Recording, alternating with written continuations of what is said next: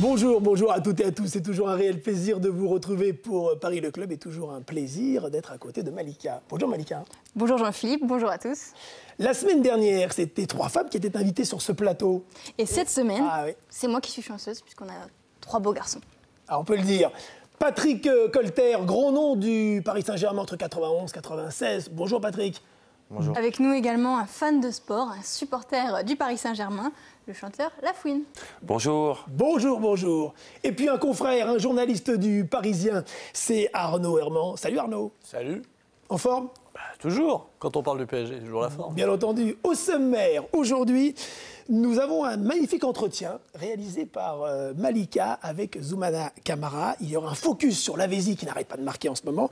Et puis bien sûr, retour sur le championnat, la victoire à Bastia et la qualification face au Bayer Leverkusen en Ligue des Champions. Et puis cette émission est aussi la vôtre, alors n'hésitez pas à réagir sur les réseaux sociaux, sur les comptes Twitter et Facebook de Paris le Club. Et tout de suite, nous ouvrons donc avec les 2 matchs. Le match contre Bastia en Corse et bien entendu au Parc des Princes, mercredi soir, la victoire face au Bayer Leverkusen. C'est parti. Semaine tranquille pour le Paris Saint-Germain. Mise en bouche samedi dernier face à Bastia. Ibra toujours aussi impressionnant et omniprésent à régaler. Il ressort sa spéciale, l'aile de pigeon pour Lavezzi qui n'a plus qu'à finir le travail.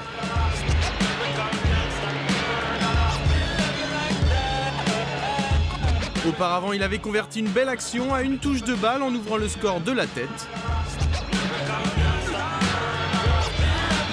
Et comme si ce n'était pas assez, il offre un doublé à Lavezzi, son premier de l'année. 3-0 score final, de quoi préparer au mieux le retour de Ligue des Champions face à Leverkusen. Un match abordé sereinement après le 4-0 de l'aller. Peut-être trop, le PSG encaisse un but dès la 6e minute sur une tête de Sidney Sam. Les Parisiens réagissent rapidement, égalisation 7 minutes plus tard par Marquinhos, de la tête toujours.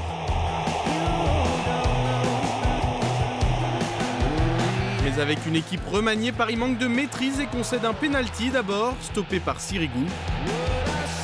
Les Allemands poussent, mais le gardien italien est impérial et protège les siens.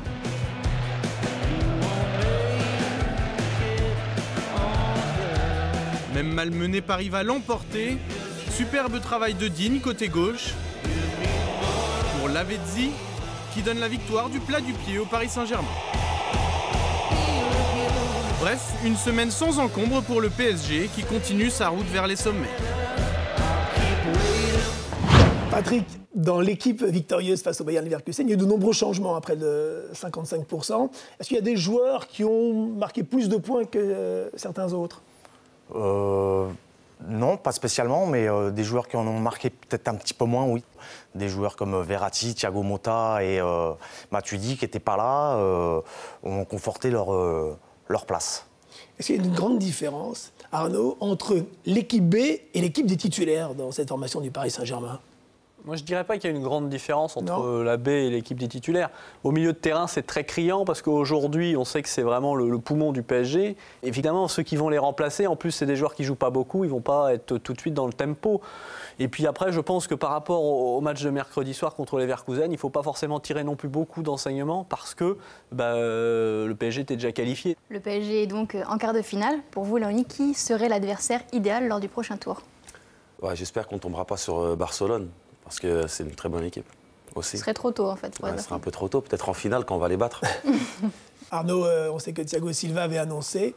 Il va bien retrouver le Barça. Exactement, il a dit j'ai du nez, je sens qu'on va jouer le Barcelone. Ouais, je pense que le rapport de force, on l'a vu la saison dernière, c'est passé tout près pour le PSG. Et on peut penser que là, le rapport de force sera plus équilibré et que le PSG actuel est peut-être supérieur au Barça actuel. Donc, moi, je crains juste le Bayern et le Real dans ces quarts de finale. Et cette semaine, José Mourinho a déclaré que le Paris Saint-Germain pouvait remporter la Ligue des Champions parce que, notamment, il n'était pas fatigué, les joueurs, par le rythme de la Ligue 1. Est-ce que vous êtes d'accord avec ça ?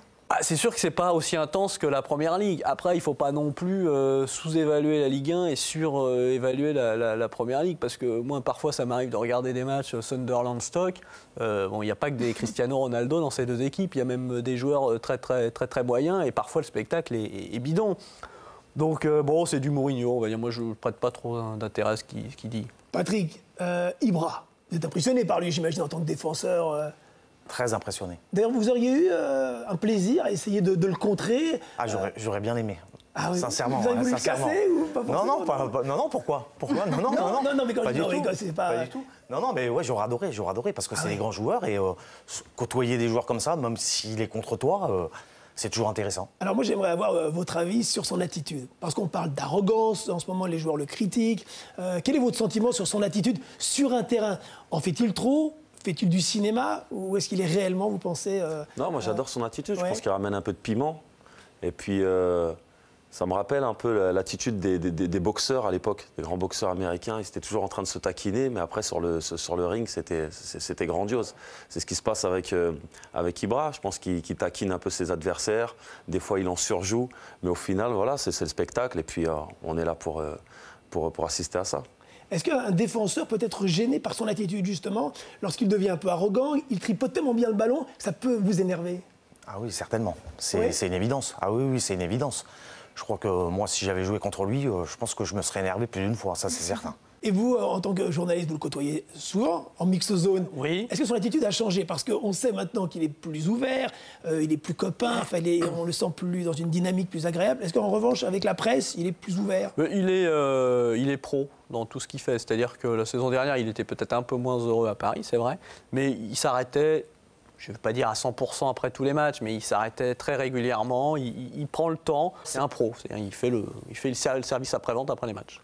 Il y a un vrai pro aujourd'hui, hein, c'est Lavezzi qui cartonne, il en met des buts en ce moment. On va faire un petit focus donc sur Lavezzi. 4 derniers matchs, 4 buts, Lavezzi, El Pocho. Au PSG, Ezequiel Lavezzi souffle le chaud et le froid. Parfois brillant, parfois énervant, celui qu'on appelle El Pocho, en référence à son chien, est un joueur à 2 facettes. Infatigable travailleur au service de son équipe, Lavezzi n'est pas un finisseur. Avant Noël, l'Argentin participe à 22 matchs, inscrit seulement 2 buts et fait une passe décisive.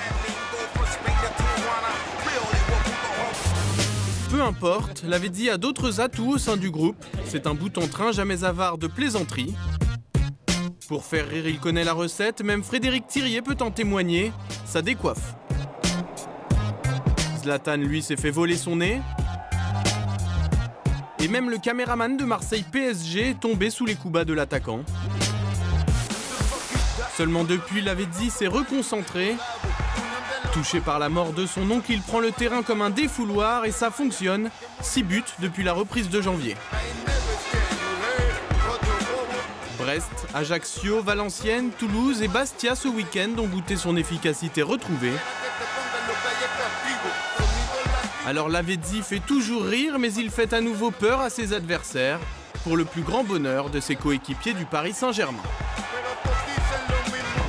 Alors Léonie, est-ce que Lavezzi est en train de marquer des points pour être le 3e attaquant au Paris Saint-Germain? Moi, je trouve que Lavezzi, c'est un super joueur.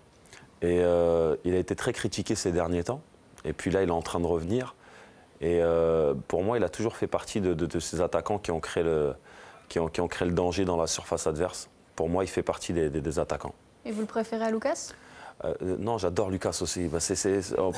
Pour moi, il y a plusieurs solutions. L'important, c'est d'avoir ces joueurs sur le terrain, mais j'ai un petit faible pour Lucas. Moi, je préfère Lucas. Ah bah voilà. Voilà. Non, mais On y arrive. la réelle question, c'était pas qui tu préfères entre Lucas, c'était juste Exact, pour ça. exact. La première. Il est dans le match, il est dans le match, il est dans le match. Mais Lucas, moi j'adore, parce que quand il touche la balle, c'est un truc de Ah, il fou. fait quelque chose, hein. Ouais, Lucas, Ah ouais. le jeu, il est tout lent. Et tout d'un coup, il touche la balle et il accélère le truc. C'est vraiment un joueur pour moi qui n'a pas cessé de nous épater. Et c'est un joueur en qui je crois énormément, Lucas. Voilà. Ah, il a un côté déroutant.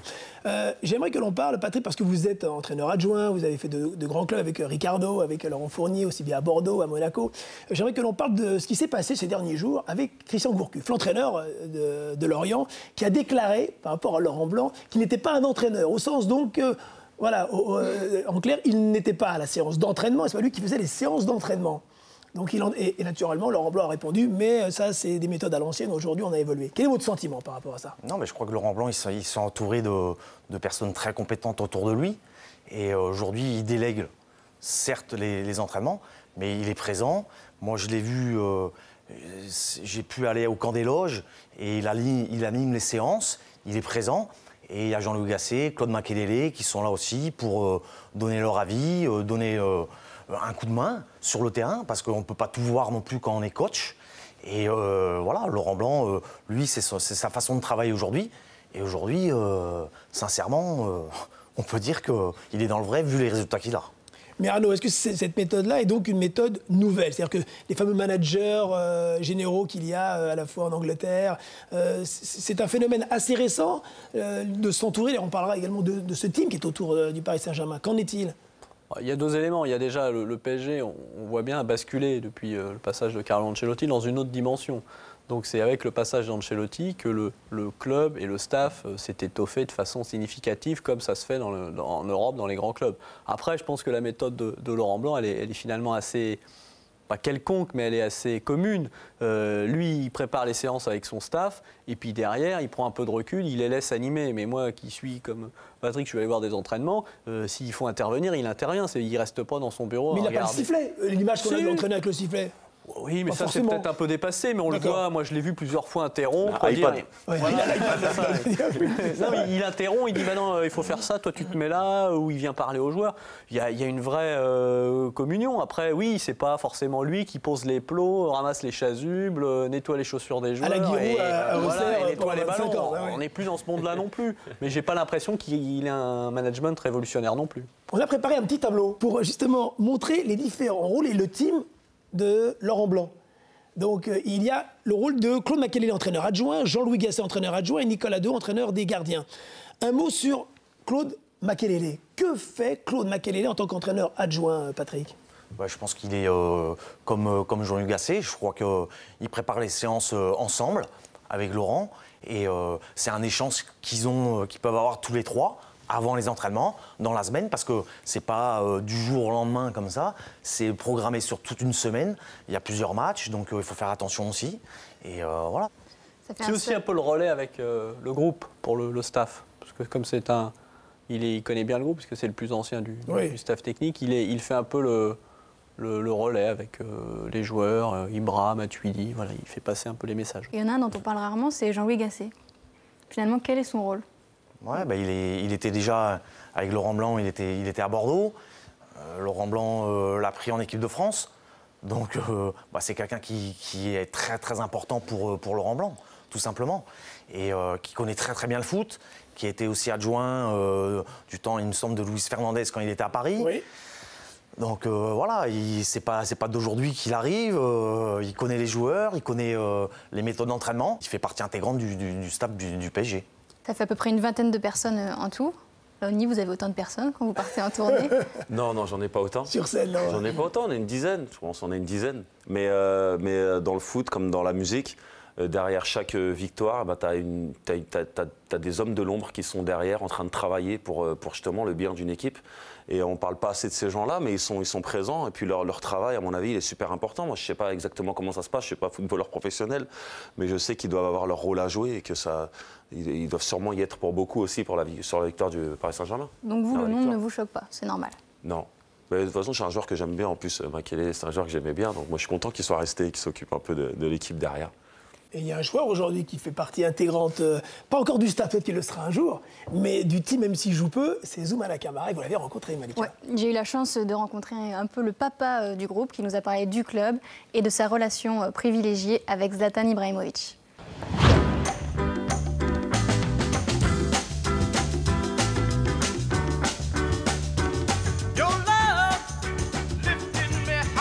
Tu es originaire de Colombes. Ouais. Tu as tout gagné ici, tous tes titres, c'est à Paris. Ouais. Qu'est-ce que ça représente Paris pour toi? Moi, j'ai grandi en banlieue parisienne, donc c'est une fierté de venir rejouer avec le PSG. Tu étais supporter de Paris, petit? Pas forcément. Honnêtement, pas plus que ça. À l'époque, j'ai grandi, moi j'aimais Monaco avant, je sais pas pourquoi. Il y avait Georges Weah à l'époque qui a changé de camp, qui est passé à Paris. Jérémy Ménez a dit la même chose que toi au début, tu es supporter de Monaco. J'aimais Monaco, ouais. Et je ne sais pas si tu l'as vu, mais Laurent Blanc a déclaré en conférence de presse que tu étais vraiment très important dans le groupe, que quand tu étais là, tout le monde était soulagé. Alors qu'est-ce qui fait que tu es si particulier, si apprécié? Moi, j'ai quitté la France très, très jeune, très tôt, j'avais 19 ans, pour aller jouer en Italie, à l'Inter de Milan. Et j'ai été surpris, c'est l'accueil des grands joueurs qu'il y avait à l'époque à l'Inter. Il y avait Ronaldo, Baggio, les joueurs italiens, ils vous mettent à l'aise. Donc ils font tout pour que vous vous sentiez bien et que vous adaptez du mieux possible et le plus rapidement. Donc je me sers un peu de cette expérience et je fais la même chose. Ouais. Je ne sais pas si tu le sais également, mais Adrien Rabiot, quand on l'a fait en interview, il nous a dit que c'est un peu le papa du groupe. Quelle différence tu vois entre les nouveaux joueurs de maintenant et toi, à ton époque? On a l'impression qu'ils sont mûrs beaucoup plus vite qu'à notre époque. Il faut qu'ils prennent conscience qu'être au PSG aujourd'hui, c'est une chance. Et il faut qu'ils soient patients. C'est ce que tu leur dis? Ouais, souvent on discute, ça nous arrive d'échanger. Et Ancelotti et Van der Wiel, ils ont critiqué le comportement des jeunes joueurs français. Est-ce que ça n'a pas créé des petites tensions? Non, c'est vrai qu'il l'avait un peu mauvaise quelques jours après, mais c'est vite passé et puis il n'y a pas de souci. Oui. Non, il n'y a vraiment pas de souci. Il y a deux semaines, je crois, elle avait dit qu'elle postait une photo de vous sur les réseaux sociaux en disant « Reviens vite, tu nous manques ». Donc on a l'impression que non seulement vous êtes le cadre pour les jeunes joueurs, mais aussi celui qui fait le lien entre les internationaux étrangers et français. Je pense aussi, j'ai la chance de parler un peu italien, un peu anglais, français bien évidemment, donc je fais un peu le lien, même si maintenant ils sont très bien intégrés, ils parlent tous très bien français. C'est vrai que ça a été... Même s'ils font semblant de ne pas comprendre, la plupart ils se débrouillent assez bien.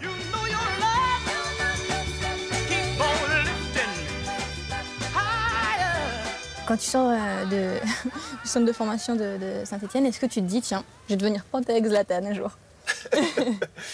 On ne pense pas à ce genre de choses. Le feeling, l'amitié avec des coéquipiers, des partenaires, ça vient tout seul, quoi. Mais c'est le courant qui passe, en fait. Comme avec des collègues de travail, c'est comme ça, on ne choisit pas. Et d'ailleurs, il paraît que vous avez une passion en commun, la chasse, et que vous êtes même allé chasser sur ces terres en Suède avec Maxwell. C'est vrai? C'est vrai, pendant qu'on était en stage en début de saison en Suède, il m'a proposé de rester pour aller chasser. Donc au début, je me suis un peu inquiété. Je me suis dit, est-ce que c'est pas moi qui veux chasser? Il va pas me donner peut-être 1 heure ou 2 pour courir et m'enfuir dans le... Donc c'est vrai que j'ai accepté l'invitation. C'était un moment très sympa et ça montre aussi sa simplicité et l'homme qu'il est, parce qu'il a un grand cœur, même il a son côté comme ça, arrogant et grande gueule, mais à côté de ça, c'est un mec qui a beaucoup de cœur et donc voilà. Vous avez été international. Est-ce que vous parlez avec Cabaye, Matuidi ou Digne de l'équipe de France, de la Coupe du Monde? On parle un peu du match, comment ça a été, comment ils voient les choses. Donc c'est vrai qu'ils sont très contents et on a l'impression que le match de l'Ukraine, ça les a un peu libérés. Et ils ont fait une très belle performance contre les Pays-Bas. Donc ça, c'est de très bon augure pour le mondial. Et honnêtement, ils peuvent créer la surprise et faire quelque chose. S'ils jouent comme ça, libérés, sans pression, ils peuvent vraiment faire quelque chose. Est-ce que tu penses déjà à l'après-foot? Maintenant, je suis un peu obligé d'y penser parce que je suis dans la dernière ligne droite de ma carrière. Ça fait 20 ans, plus de 20 ans que je suis dans le milieu. J'ai commencé, j'avais 17 ans. Aujourd'hui, j'en ai 34. Je pense que je resterai dans le football. Au Paris Saint-Germain, peut-être? Ouais, pourquoi pas? À définir, à voir. À discuter. Voilà. Merci beaucoup, en tout cas, de nous avoir accordé ce temps. Merci. Patrick, est-ce que l'on peut être donc un joueur majeur d'une équipe en jouant très peu et en étant le plus souvent sur le banc des remplaçants? Ouais, on peut, mais ça doit être très difficile pour le joueur, en tout cas, je pense. Parce qu'il y a une frustration, on s'entraîne tous les jours, et le week-end, on n'a pas la compète, donc c'est vrai que c'est un petit peu compliqué. Et voilà, mais il est important dans le vestiaire, en tout cas, je pense. La fin sur le management de Laurent Blanc, il parle aujourd'hui que c'est un groupe qui a une belle ambiance. Est-ce que vous pensez que c'est nouveau, c'est la patte de Laurent Blanc? C'est qu'il y a une osmose qui s'est faite au sein de ce club? J'ai l'impression qu'il s'est bien intégré aussi au groupe du Paris Saint-Germain. Et puis quand on a des bons joueurs comme ça, et surtout quand on a des victoires, eh ben, c'est vrai que ça tisse aussi des liens d'amitié plus forts. Parce que c'est vrai que dans la défaite, c'est souvent chacun pour soi, on remet souvent la faute sur l'autre. Et puis dans la victoire, il y a plein de choses à célébrer, donc c'est toujours plus cool. Demain, Paris affronte Saint-Étienne. Est-ce qu'il y a un risque de faux pas? Est-ce que Ibrahimovic va remettre un coup de pied au gardien, c'est ce qu'elle essaie de dire? C'est ça la question, voilà, exactement. C'est pas Traduction. impossible qu'ils mettent un but un peu sympathique, mais je pense pas qu'il reprendra de carton rouge. Non, parce que c'est une équipe que... Oui, non, je pense que difficile ça, pour ouais. Moi, j'étais à Saint-Etienne pour le match aller. Le PSG avait égalisé dans les dernières minutes. Ouais. C'est une équipe qui avait posé, une des rares équipes cette saison dans le championnat de France, avec Toulouse, qui a posé pas mal de soucis au PSG. Donc, faux pas, je crois pas, mais méfiance. Bon, après, le Paris Saint-Germain a un peu d'avance, donc il peut se permettre un ou deux écarts. Patrick, est-ce que ces équipes-là ont un impact psychologique, je ne dirais pas en avance, c'est-à-dire Saint-Etienne, comme elle sait qu'elle réussit devant le Paris Saint-Germain, est-ce qu'elle y va avec encore plus de confiance et que même les joueurs du Paris Saint-Germain peuvent plus la craindre? Je crois pas quand même. Parce quand que même pas. quand on vient au parc contre une équipe comme ça aujourd'hui, je ne sais pas si on peut être confiant. Mais je pense que ça ne va pas être un match facile pour les Parisiens demain soir. Et Laurent Blanc, il a déclaré que c'était compliqué de rester concentré au maximum quand on a une telle avance de points. Alors comment ils font pour être encore performants? Je pense qu'ils se motivent et qu'il y a vraiment un nouvel esprit qui est arrivé au club avec la saison dernière, c'est qu'il y a un vrai esprit de gagne et qu'ils en veulent toujours plus. Moi, je pense que là, leur objectif, c'est d'être champion le plus vite possible pour après jouer les autres tableaux dans lesquels ils sont encore en course. Mais Lafouine, j'aimerais avoir votre avis sur cette équipe que vous supportez depuis longtemps. On parle donc d'osmose, de belle ambiance aujourd'hui, mais les choses se font naturellement. C'est-à-dire qu'est-ce que les joueurs sont copains entre eux? Est-ce qu'ils se voient? Est-ce qu'ils partagent? Est-ce qu'ils le staff les laisse prendre du recul par rapport à cela? Quelle est votre impression? Je ne suis pas le psychologue du groupe. Hein. Non, mais en tant que passionné connaisseur du foot, je suis sûr que ce que vous allez nous dire est intéressant. Non, je ne sais pas. Moi, je regarde que les matchs. Et puis, je sais que déjà sur le terrain, on sent qu'il y a une osmose et qu'on sent cet élan de générosité sur le terrain. Ça se ressent dans les résultats. Mais je ne sais pas s'ils sont potes ou pas. Patrick, en revanche, est-ce que les joueurs, quand ils communiquent comme cela, ils sont heureux quand un copain marque? Est-ce qu'ils sont obligés d'être copains en dehors? Ou alors... Non, c'est pas une obligation. Non, sincèrement, c'est pas une obligation. Après, il y a des affinités qui se créent aussi au fil de la saison entre les joueurs. Donc, on n'est pas obligé de s'entendre avec tout le monde en dehors. Mais bon, je pense qu'aujourd'hui, quand on les voit, je pense que franchement, il y a l'air d'avoir vraiment une très bonne ambiance dans ce groupe-là, en tout cas. Mais quand vous êtes l'équipe victorieuse de la Coupe des Coupes en 96, vous faites le doublé, enfin le championnat, la Coupe n'est pas forcément les manées, bref, vous gagnez beaucoup de choses. Est-ce que Roche, Guérin, qui sont venus sur ce plateau, Fournier, tous vos copains, est-ce qu'à l'époque, vous êtes un groupe, vous êtes copains, vous voyez en dehors et vous soutenez? Sincèrement, oui. Ah oui, Ouais, c'est une génération, on peut le dire. Non, mais c'est vrai. Non, sincèrement, on se voyait beaucoup en dehors. Ouais, on se voyait beaucoup en dehors. Mais c'est peut-être ça qui nous a fait gagner à ce moment-là aussi. Parce qu'il y avait un moment une solidité entre nous qui a fait que nous, ça faisait 4 fois qu'on allait en demi-finale, on n'arrivait jamais à aller plus haut. Et cette année-là, il s'est passé quelque chose.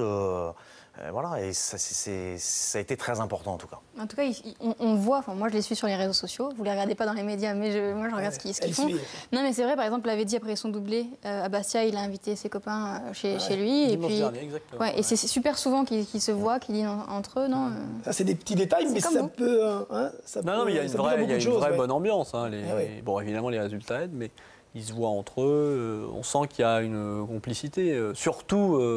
avec les étrangers, bon, ils sont plus nombreux désormais. Mais non, ça se passe bien. Tant mieux. Super. L'actu, puisqu'on termine déjà, c'est le terme de Paris le Club. Votre actu, parce qu'elle est chargée, à la fois donc nouvel album, un film. Dites-nous en quelques secondes, Lafouine. Là, je sortis un nouvel album qui s'appelle Team BS avec tous les artistes de mon label. Oui. Donc l'album marche super fort. On est en ce moment, on va bientôt entrer en tournée pour ce disque. D'accord. Et puis voilà, je suis à l'affiche d'un film qui sortira juste avant l'été, qui s'appelle À toute épreuve, un film qui a été réalisé par Antoine Blossier, où je partage l'affiche avec Valérie Carcenti, Marc Lavoine ou Samy Seguir. Ça va être vraiment super un bon casting. Film. Ouais, c'est un super casting. Vous avez un premier rôle, un deuxième rôle, un rôle important? C'est un bon rôle, un rôle bien important. Ah, et pas mal, ça. ça sortira juste avant l'été.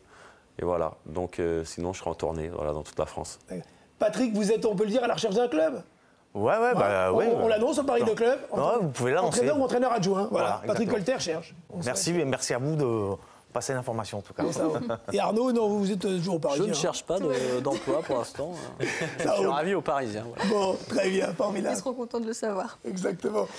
Il y a avec la petite question Twitter. Bah oui, Malika, alors cette semaine, la question Twitter est la suivante. Pour vous, qui mérite d'être le 3e attaquant aux côtés de Zlatan et de Cavani? Voilà, merci messieurs, merci Malika. On se retrouve la semaine prochaine, bien entendu, nouvel épisode de Paris le Club. Le feuilleton continue sur France 3 Paris. Salut, bye bye, bonne journée.